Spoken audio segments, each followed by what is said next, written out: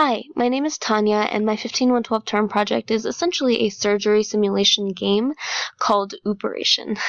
So here in this first screen, we have a little bit of information displayed for the user about the procedure that this version will be taking them through, as well as the user objective, which is basically to play surgeon and perform each step of the surgery as instructed with as much accuracy and speed as possible. These will be key. So as we start playing here, we see that this is the patient from the top view, draped except for the surgical field. And we can go ahead and make this first incision, and the game gives us an accuracy rating that it later uses to determine heart rate fluctuation throughout the game as well as patient outcome. And here we can retract along the incision to reveal the internal organs of the patient. An important thing to note is that the game is programmed to take into account how much time has gone by as well as the accuracy in order to randomly give you cardiac arrest alerts if your patient undergoes cardiac arrest due to you taking too long or not doing the surgery well.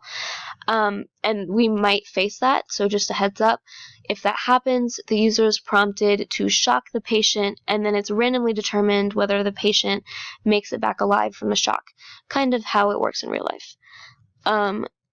So here, if we move on, what we're going to be doing in this procedure is we will be removing this portion of this blue vein, and we'll be grafting that or stitching it back into the heart to provide another route for the blood to flow through a blockage that this patient has in the heart to get around the blockage. And so here we can clamp off the vein. Oh, here it is. And so the heart rate, as you can see, is 0, and we can shock the patient, and it happened to work this time. And so I'm going to go ahead and now remove the vein and close the incision.